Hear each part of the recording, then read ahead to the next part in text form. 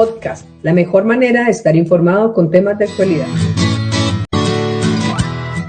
Soy Marisol Gómez Charri, quien los estará acompañando en este podcast gracias al proyecto entre el Programa de Formación Continua Especializada SENA y ASOSBAL. Hablaremos sobre cómo gestionamos la felicidad y su relación con la inteligencia emocional para el bienestar y la salud. Para esto, contaremos con 4 invitados especialistas en el tema, doctora Claudia Vanegas y los doctores Leonardo Garzón, Gabriel Talero y Carlos Sarmiento. Bienvenidos. Nuestro tema de hoy, cómo gestionamos la felicidad y su relación con la inteligencia emocional para el bienestar y la salud. Definiciones de felicidad hay tantas como seres humanos en el mundo. Parece una cuestión sobrevalorada porque es complejo definir o limitar el significado de la palabra y es aún más difícil experimentarla habitualmente. Sin embargo, en los últimos años, un grupo de investigadores y académicos, entre los que podemos mencionar a Tal Ben-Shahar de la Universidad de Harvard y Martin Seligman, considerado padre de la psicología positiva, se han propuesto determinar la felicidad como una ciencia, es decir, se trata de un área de la vida que puede ser entendida como una competencia. Conoceremos la felicidad como una ciencia, la felicidad como un estilo de vida y la felicidad de las personas como un reto para las organizaciones en salud. Asimismo, reconocer sentimientos propios y ajenos de motivarnos y manejar adecuadamente las relaciones nos hace llamar seres emocionalmente inteligentes. Para Daniel Goleman, psicólogo, periodista y escritor estadounidense, la emoción es la expresión física de nuestra mente y nunca miente. Cómo procesamos lo que vivimos, ser conscientes de lo que decimos y cómo lo decimos, ayudándonos a entender cómo reaccionamos a los estímulos y cómo los regulamos. Es esta la competencia del próximo siglo. Investigadores han demostrado que la felicidad es una ciencia que se desarrolla a través de una visión global y analítica del comportamiento humano. El doctor Leonardo Garzón, coach transformacional, quien ha venido investigando el comportamiento humano y su relación directa con la felicidad, nos habla al respecto.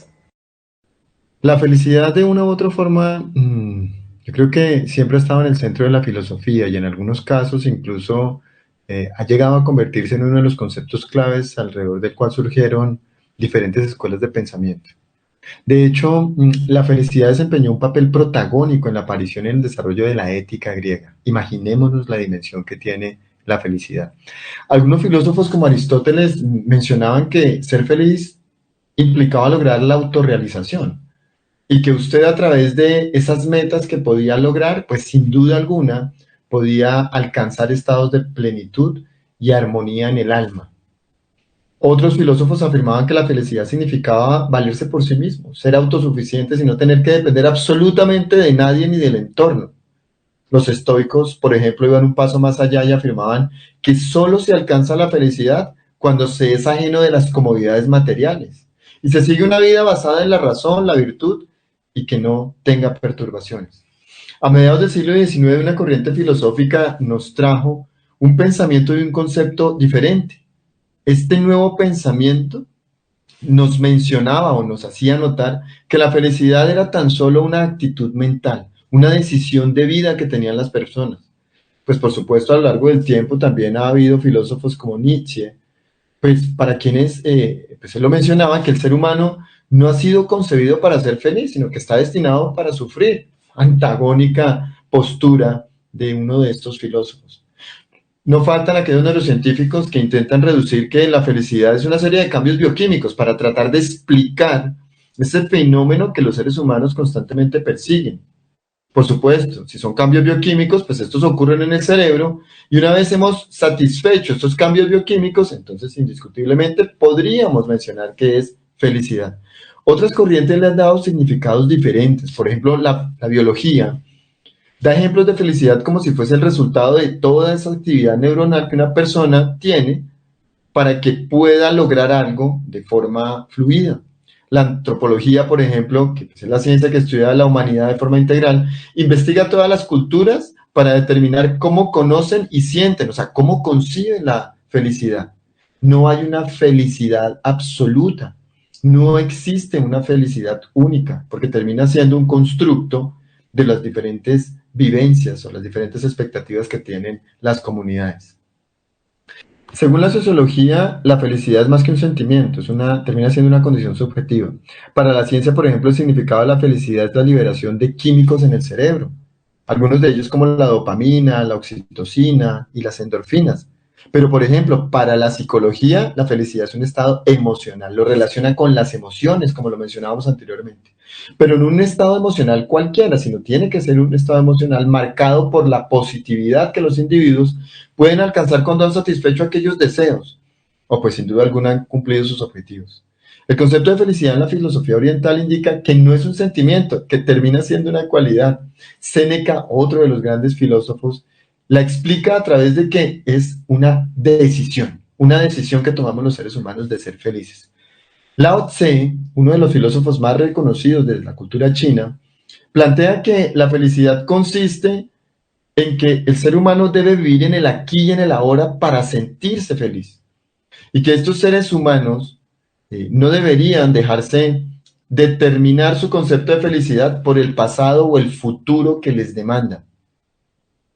Por consiguiente, entramos a analizar que Sigmund Freud sostenía que la felicidad es relativa y en últimas es a través de un plano proyecto que tienen los seres humanos donde efectivamente podemos alcanzar esta felicidad. ¿Podemos entonces conseguir una felicidad parcial en el mundo donde vivimos? Podríamos decir que sí, porque en últimas, en el mundo en el que vivimos, constantemente estamos expuestos a situaciones no tan agradables, y no por ello podríamos decir que somos infelices durante toda nuestra vida.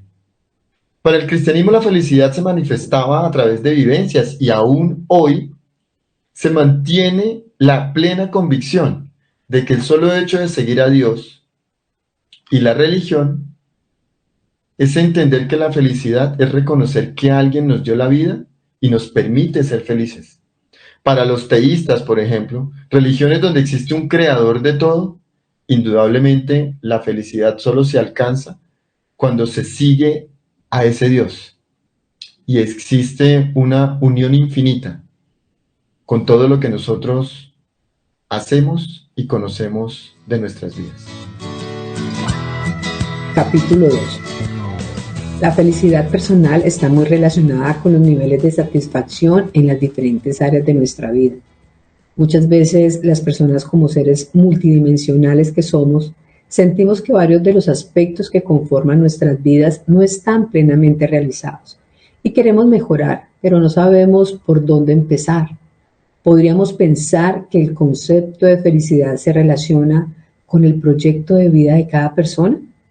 Escuchemos a la doctora Claudia Vanegas, psicóloga especialista en procesos de desarrollo humano, quien nos hablará sobre este tema.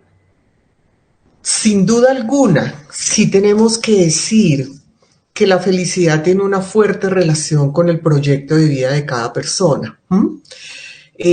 Digamos que la felicidad como proyecto significa en sí mismo tener un horizonte de metas y temas por los que normalmente nosotros luchamos con tesón, con el alma, con la cabeza, y siempre aspirando a lograr lo mejor.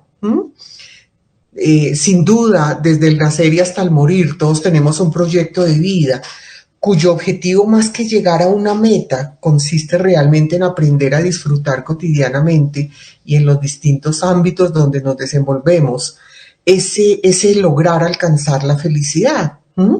Y como bien lo dice Enrique Rojas en su artículo, para que un proyecto de vida personal sea positivo, sin duda alguna debe cumplir con algunas características. Hablemos algo al respecto. Primera, que sea coherente y realista, y eso no es otra cosa sino que haya el menor número de contradicciones posibles dentro de ella y que realmente tenga una relación directa con la realidad con la que nosotros vivimos, ¿cierto? Un segundo punto es hablar del amor y el trabajo que se conjugan simplemente en el verbo de ser feliz, y es amar el trabajo y obviamente trabajar con amor, que ahí está la esencia, digamos, de lo que nosotros desarrollamos. Cuando nosotros amamos lo que hacemos, Obviamente el resultado va a ser muy positivo porque terminamos poniendo amor en todo aquello que desarrollamos en nuestra vida. Una tercera posibilidad es la capacidad que tenemos para superar las adversidades, las derrotas y por supuesto las frustraciones que nos trae la vida. La existencia humana, hay un bonito ejemplo, dice que es como un tapiz precioso por fuera, pero que cuando uno tiene la curiosidad y lo mira por detrás, termina descubriendo que pues está lleno de surcidos y de rotos que se han enmendado y de rajones que han sido subsanados. Por tanto, esa capacidad para superar las heridas, lo único que significa es que vamos a adquirir una buena salud mental. Es conveniente también tener preparado una especie de lo que llamamos un manual de emergencias para enderezar el rumbo cuando las cosas se salen un poco de lo que tenemos previsto.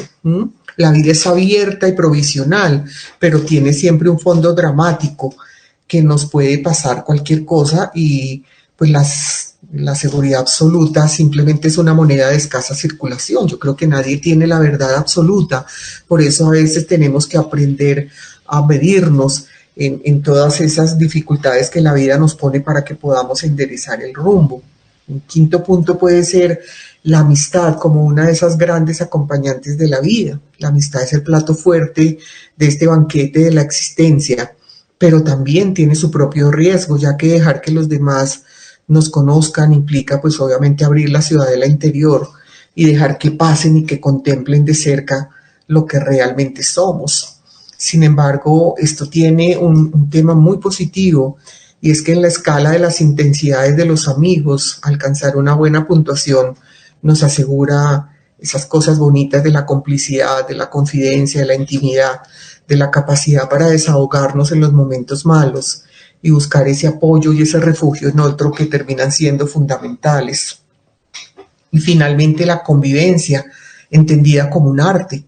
La vida diaria sigue siendo una gran cuestión, ¿cierto? Convivir, debemos entender que es ceder, es respetar al otro, es pedir perdón y ser perdonado, y de alguna manera es evitar el roce y la fricción que entorpece y desalienta. Entonces, en este sentido, en esa convivencia diaria uno realmente se retrata.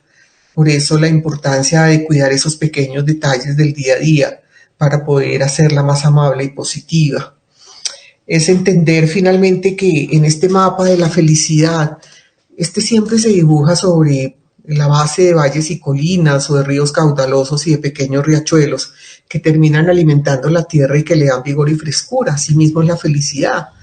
Es entender que podemos sacarle el máximo jugo posible a esta existencia que tenemos y hacer algo que merezca realmente que merezca la pena realmente con la vida que uno tiene. Siempre de acuerdo a nuestras posibilidades y a nuestra propia situación. En este sentido debemos entender que en la vida siempre hay perdedores y hay triunfadores y que no nos hacemos en un día para otro. Podemos hacerlo después de años de dejadez, de abandono, de desidia, de indolencia, o por el contrario también de tenacidad, de superación de las dificultades y de la capacidad para mirar siempre hacia el horizonte que se dibuja en ese porvenir de vida que tenemos. Y no podemos dejar de hablar entonces de la madurez, que es serenidad y es benevolencia. Y es importante tener el agradecimiento siempre para ofrecerlo a aquellos que de una u otra manera nos ayudan en esta travesía que es la vida. Bien dicen que el agradecimiento termina siendo la memoria del corazón y hay que inspirar a esa felicidad razonable, ya que la felicidad absoluta no existe. La felicidad es una quimera o puede ser una utopía, o un fuego artificial de poca duración. Pero finalmente una de las puertas de entrada a esta felicidad grandemente perseguida es sin duda alguna eso que nosotros terminamos llamando la coherencia personal. Y en este sentido, la felicidad consiste en estar contento con uno mismo al comprobar que el proyecto de vida está funcionando como lo hemos planeado y finalmente no solo como lo hemos planeado, sino finalmente como lo hemos soñado, que es el fin último de este concepto de la felicidad en la vida. Capítulo 3. Las empresas que han implementado prácticas de felicidad en el trabajo lo hacen inicialmente por la institución, siendo esto necesario para que las personas se sientan cómodas, contentas y satisfechas con y en su trabajo. Doctor Leonardo, ¿cuál sería el reto para gestionar la felicidad de las personas en las organizaciones en salud? Con el paso del tiempo, esa intuición se ha venido transformando en certeza.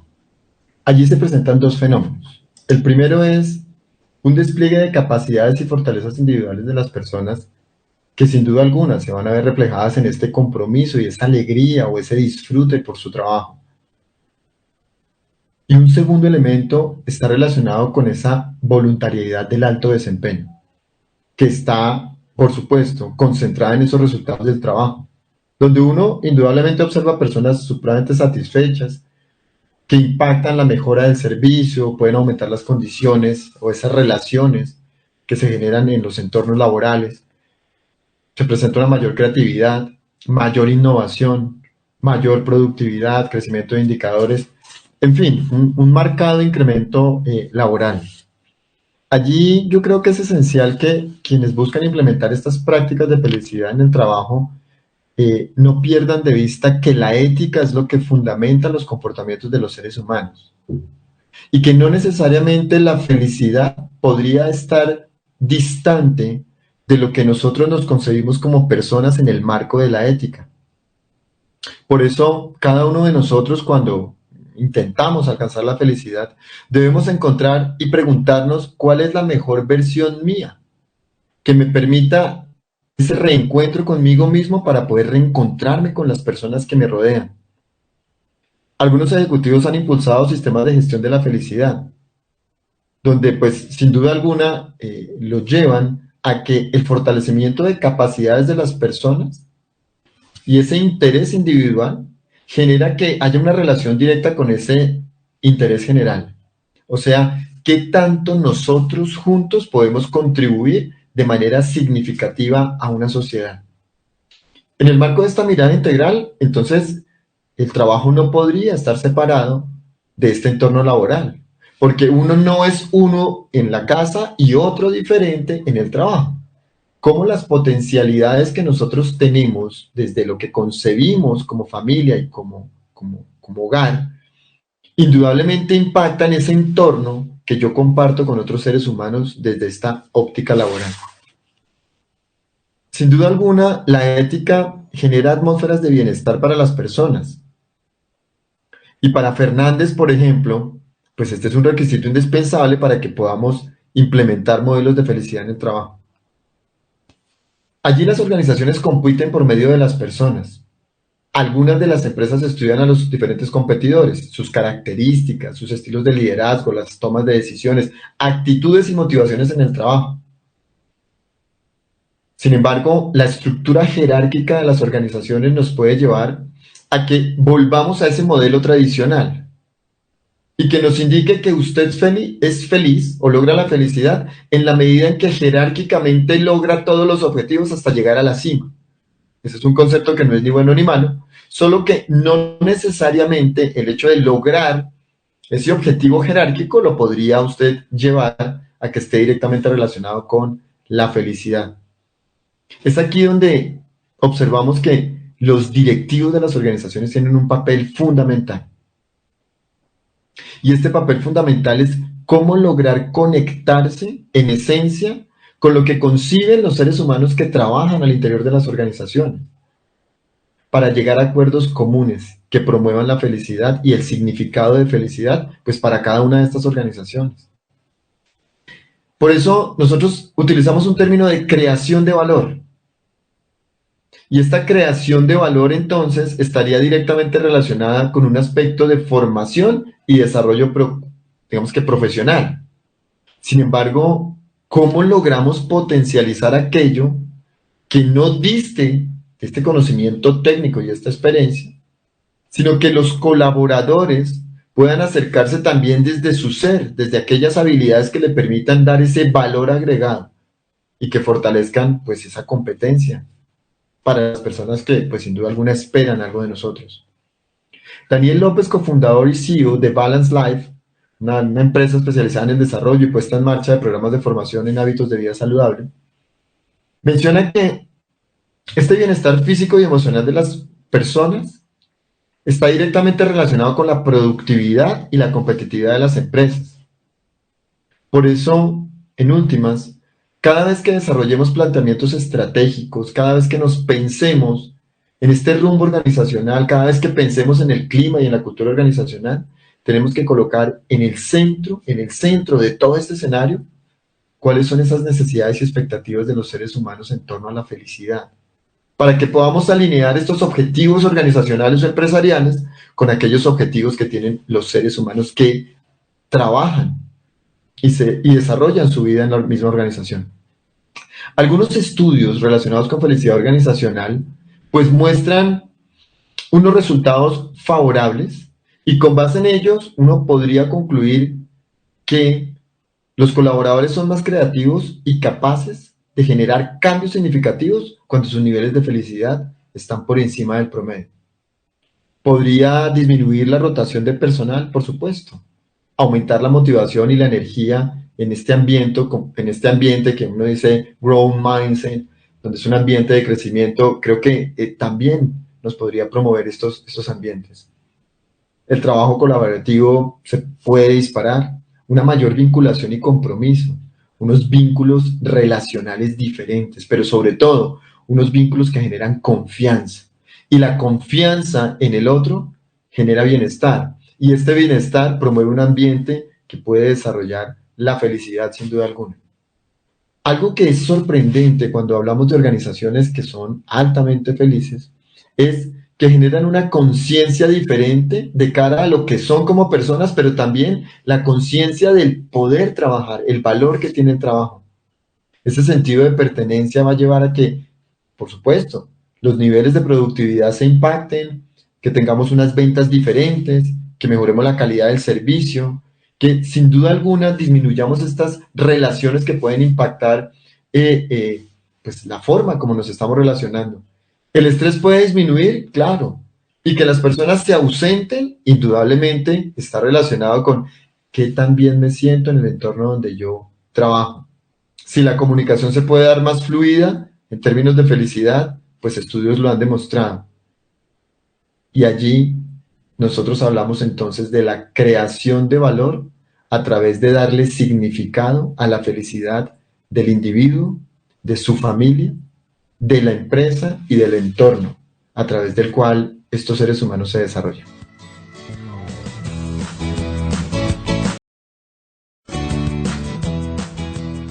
Inteligencia emocional. Capítulo 4. Hasta aquí hemos hablado acerca de cómo gestionamos la felicidad. Ahora miremos la relación que tiene este concepto con la inteligencia emocional. Sabemos que la inteligencia emocional tiene sus raíces en el concepto de inteligencia social, identificado por primera vez por Thorndike en 1920, quien define la inteligencia como la capacidad de entender, gestionar y actuar con prudencia en las relaciones humanas. Dr. Gabriel Talero, coach y programador neurolingüístico, quien ha trabajado ampliamente en el tema, nos hablará cómo en tiempos de crisis la inteligencia emocional debería ser cada vez más racional. Respondiendo a la pregunta si en tiempos de crisis la inteligencia emocional debería ser cada vez más racional, me asalta la duda de si es posible que el ser humano pueda vivir en espacios aemocionales, es decir, sin emoción alguna.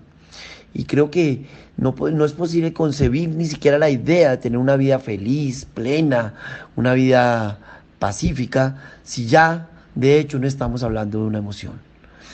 Por lo tanto, el ser humano y los mamíferos también en general somos seres por naturaleza emotivos y nos movemos en espacios emocionales. Lo que pasa es que hay unas corrientes de pensamiento hiperracional que consideran a las emociones casi como un problema que impide la posibilidad de aprender, la posibilidad de ver el mundo de manera objetiva. Y no se dan cuenta que las emociones tiñen de colores el mundo, le dan matices, la enriquecen y dan posibilidades de acción. de hacer, de salir, de moverse a lograr un objetivo, de lograr algo. Entonces voy a presentar de manera sucinta, hacer un recorrido sobre algunos conceptos y autores que han trabajado este tema de la inteligencia emocional para que podamos tener una mayor claridad al respecto. Hasta mediados del siglo pasado, solo se tenían contemplados dos concepciones de inteligencia. La primera consideraba que era una capacidad general única y la segunda afirmaba que la inteligencia se podía medir a través de instrumentos estandarizados. No fue sino hasta la década de los 80 más o menos que el doctor Howard Gardner señaló por primera vez que no existe una inteligencia única, sino que dependiendo del ser humano, este posee varias inteligencias. Es decir, entra ya en el concepto de inteligencias múltiples y las divide o las separa para su análisis en 12 inteligencias, en 12 tipos de inteligencias: la lingüística verbal, la lógico-matemática, la visual-espacial, musical, corporal, kinestésica, la intrapersonal, interpersonal, naturalista, la emocional, existencial, creativa y la colaborativa. Cada una de ellas representa una parte de nuestro coeficiente intelectual.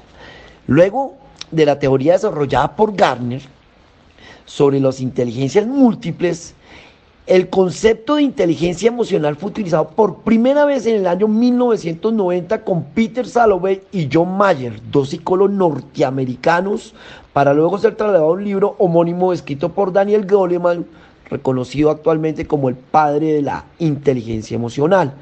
Por su parte, Salovey y Mayer en ese año, en el año 1990, la definen como un subconjunto, definen a la inteligencia emocional como un subconjunto de la inteligencia social que comprende la capacidad de controlar los sentimientos y las emociones propias, así como la de los demás, discriminando entre ellos y utilizando esta información para guiar el pensamiento y las acciones.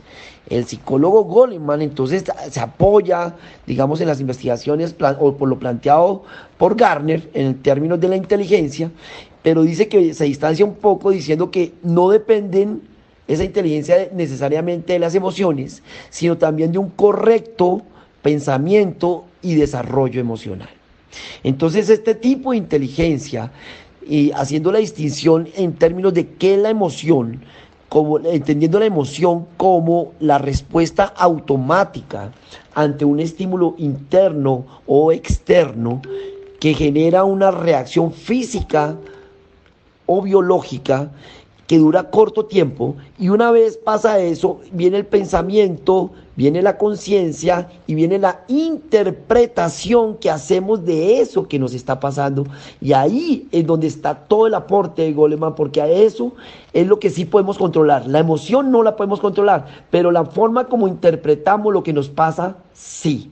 Y es ahí donde finalmente Goleman distingue que la inteligencia posee dos tipos de coeficientes: el emocional y el intelectual. La forma como se mide la efectividad de la inteligencia es mediante el coeficiente emocional, que eran los análisis que hacía con los ejecutivos, donde no importaba el IQ, sino la parte emocional para que el líder durara más tiempo. Lo cual, ¿por qué? Porque el coeficiente emocional evalúa la capacidad para explotar nuestras aptitudes personales. Espero que con esto tengan una mayor claridad sobre este concepto maravilloso de la inteligencia emocional.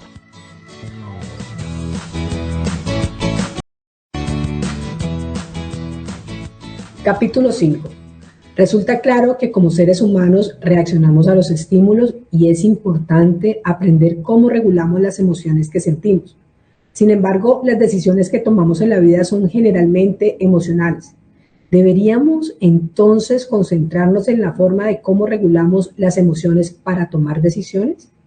Escuchemos al doctor Carlos Sarmiento, psicólogo coach ontológico organizacional y programador neurolingüístico, escritor de varios libros de mentoría de negocio, quien nos hablará de este tema. Sin duda alguna, en su sentido literal, la emoción es cualquier agitación y trastorno de la mente. Sin embargo, Goleman se refiere a ella como un sentimiento y sus pensamientos característicos, a estados psicológicos y biológicos y a una variedad de tendencias e impulsos a actuar. Pero desde una perspectiva más vivencial, las emociones también pueden ser entendidas como alteraciones súbitas y rápidas que experimentamos desde nuestro estado de ánimo. Algunas de las más comunes cuando estamos hablando de las emociones son la ira, la tristeza, el temor, el placer, la sorpresa, el disgusto, la vergüenza y el amor, aunque este último es también considerado un sentimiento. De las emociones también se desprenden los sentimientos, que son sensaciones más duraderas y perdurables en términos de temporalidad y a través de diversas circunstancias. Lamentablemente, la mayoría de las emociones se consideran negativas y es así como podemos evidenciar que la ira, el enojo, la irritación, el odio y el resentimiento son emociones negativas que experimentamos de acuerdo a nuestro propio y personal estado de ánimo.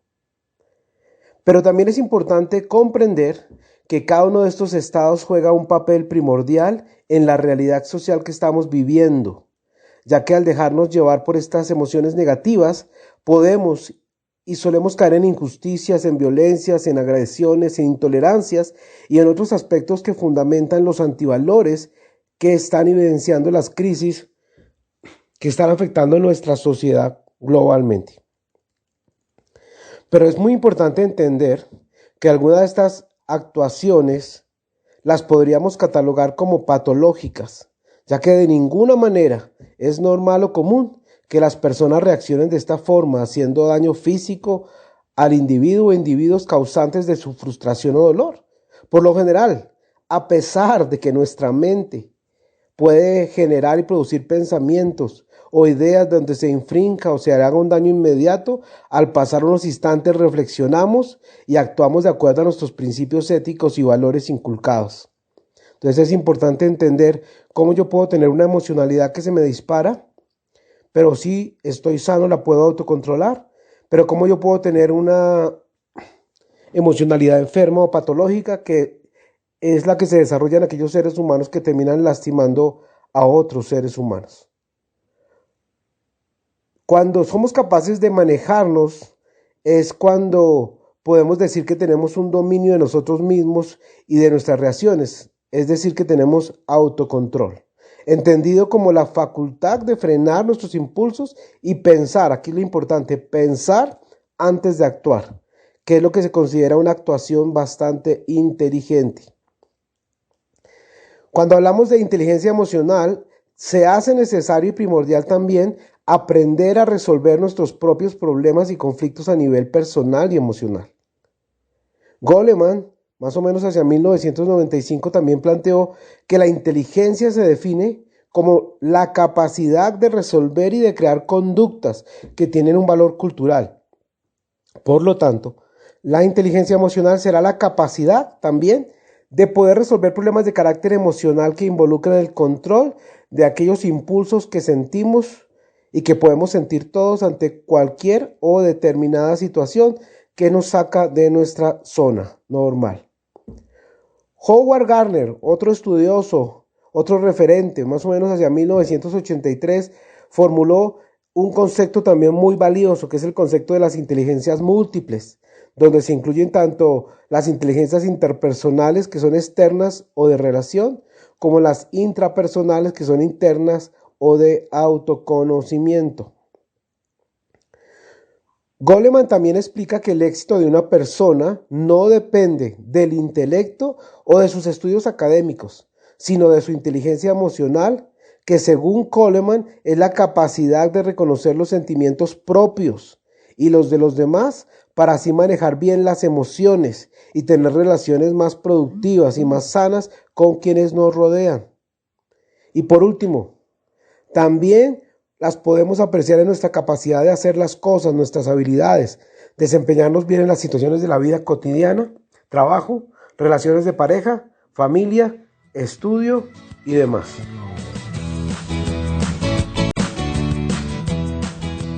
Capítulo 6. Podríamos decir que las competencias de las personas cada vez más se orienta a gestionar las emociones para regular los comportamientos e incrementar las buenas relaciones. Doctor Leonardo, ¿qué tanto la inteligencia emocional de las personas aportan a la cultura organizacional? Esta es una de las grandes cuestiones que pues, consideramos las personas que hemos venido trabajando en estos temas que sin duda alguna es importante analizar. En las últimas 2 décadas se han, digamos que, generado una serie de avances sustanciales para entender la estructura y el funcionamiento de las emociones y cómo éstas impactan sobre la efectividad en la conducta humana, pero también sobre el ambiente laboral. Por mucho tiempo las emociones fueron ignoradas dentro de este contexto bajo la premisa de que el ambiente de trabajo era visto como un ambiente racional, netamente racional y frío. O sea, usted vino a trabajar, no a hacer amigos. Allí las emociones no tenían cabida.